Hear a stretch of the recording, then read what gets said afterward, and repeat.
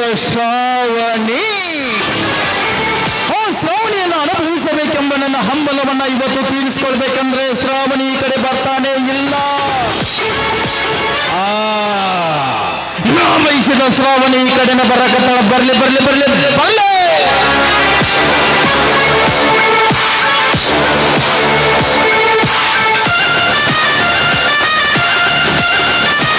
ಕವಿ ಕಲ್ಪನೆಯ ಕಣ್ಣಂಚಲ್ಲಿ ಕಲ್ವೊಂದನ್ನ ಕೆತ್ತಿ ಆ ಕಲ್ಲನ್ನ ಶಿಲೆ ಮಾಡಿ ಆ ಶಿಲೆಗೊಂದು ಓಲೆ ತೊಡಿಸುವ ಕಲೆಗಾರ ನಾನು.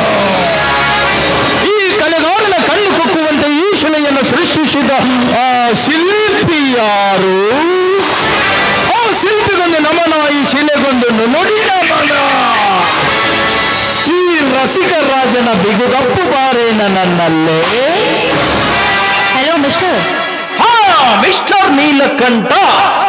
ನೀಲಕಂಠ, ನಾನು ಒಂದಲ್ಲ ಅಂತ ನಿನಗೆ 2 ಸಾರಿ ವಾರ್ನಿಂಗ್ ಮಾಡಿದ್ದೀನಿ. ನಾನು ಯಾರಂತ ನಿನಗೆ ನೆನಪಿರ್ಬೇಕಲ್ಲ. ಗೊತ್ತು, ನೀನೊಂದು ಶ್ರೀಮಂತ ಮನೆ ಹೆಣ್ಣು ಅಂತ ನನಗೆ ಚೆನ್ನಾಗಿ ಗೊತ್ತು. ಶ್ರೀಮಂತ ಮನೆಯ ಹೆಣ್ಣು ಅಷ್ಟೇ ಅಲ್ಲ, ಸುತ್ತೂರಿನ ಸಿರಿವಂತ ಈ ಕಾಲೇಜಿನ ಪ್ರೆಸಿಡೆಂಟ್ ಜಮೀನ್ದಾರ್ ಸೂರಪ್ಪನ ಮಗಳು. ಜಮೀನ್ದಾರ್ ಸೂರಪ್ಪ ಹಿಂದೆ ಬೇರೆ ಹೆಣ್ಣಿನ ಕೆಣಕಿದ್ದಕ್ಕೆ ಬೀದಿಯಲ್ಲಿ ನನ್ನ ಮರ್ಯಾದೆ ಕಳ್ತಿದ್ದ. ಇನ್ನು ನೀನು ಅವನ ಮಗಳಂದ್ರೆ ಇನ್ನೂ ಒಳ್ಳೆದಾಯ್ತು. ಜಮೀನ್ದಾರ್ ಸೂರಪ್ಪ, ನಿನ್ನ ಮಗಳು ನನಗೆ ಫಿಕ್ಸಪ್ಪ. ಹಿಂದೆ ಯಾಕೆ ಬಿದ್ದೋಲೆ ಬೆಪ್ಪ? ಹಣ, ಹಣದ ಬಂದು ಹತ್ತಿ ನಿನ್ನಂತ ಹೆಣ್ಣಿನ ಮೈ ಸೌಂದರ್ಯವನ್ನು ಸಹಿಬೇಕಲ್ಲ ಗೊಂಬೆ ಹಿಡಿದೈತೆ. मिस्टर, दिल दिया तुझको दिलदार समझकर, लेकिन तूने जला दिया उसको एक सिगरेट समझकर नालायक. दिल दिया तुझको एक दिलदार समझकर, मगर तूने जला दिया उसको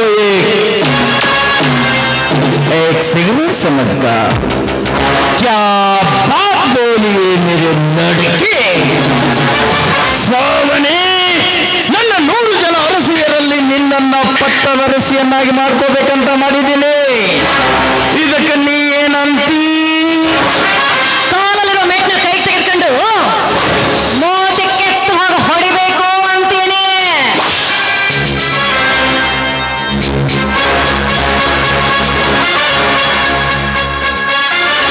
ನಿನ್ನ ಯಾಕೆ ಹರ್ಕೋತಿ? ನನ್ನ ತಗೊಂಡು ಹೊಡಿ.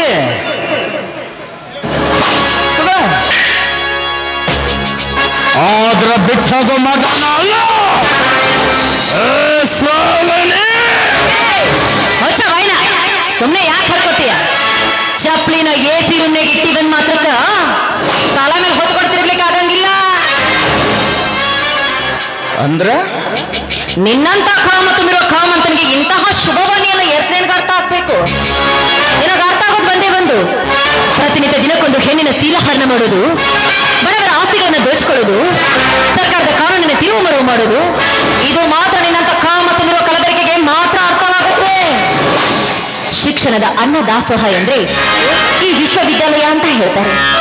ಇಂಥದ್ರಲ್ಲಿ ನಿನ್ನಂತ ನೆರಳು ಕೂಡ ಬಿಡಬಾರ್ದು. ಹೊರಟೋಗು. ಇಲ್ಲದೆ ಹೋದ್ರೆ ಎದ್ದು ಬಂದು ನಿನ್ನ ಎದೆಗದ್ದು ಬುದ್ಧಿ ಕಲಿಸುತ್ತಾರೆ ಇಂದಿನ ಈ ಸಮಾಜದಲ್ಲಿರುವ ಗಟ್ಟುಳ್ಳ ಗರತಿಯರು.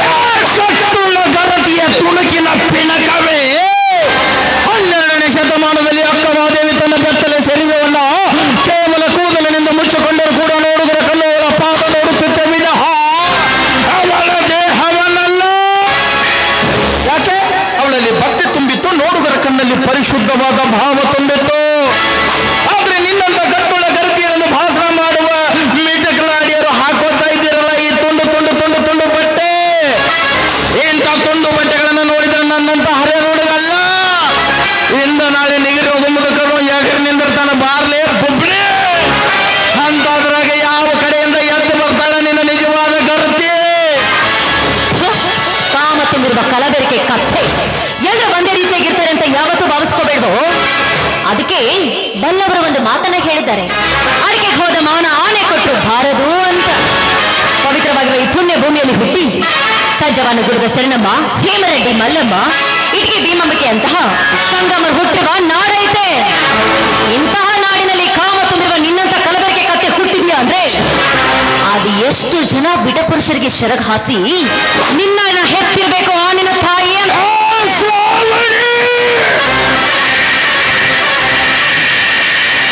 ಪರಿಮಳದಷ್ಟು ಪವಿತ್ರವಾದ ನನ್ನ ತಾಯಿಯ ಬಗ್ಗೆ ಮಾತಾಡಿದೆಯಲ್ಲ, ಇನ್ನು ನಿನ್ನ ಶೀಲ ನನ್ನ ಕೈಯಲ್ಲಿ ಉಳಿಯೋದಿಲ್ಲ.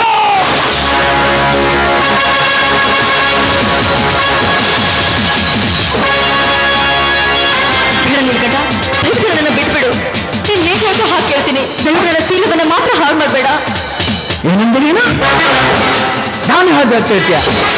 ಮತ್ತೆ ಮೊದಲ ಇದನ್ನು ಮಾಡಿದ್ದಂದ್ರೆ ನಾ ಯಾಕೆ ಎಷ್ಟು ಗುದ್ದೆ ಆಡ್ತಿದ್ದೆ? ಹಾಗಾದ್ರೆ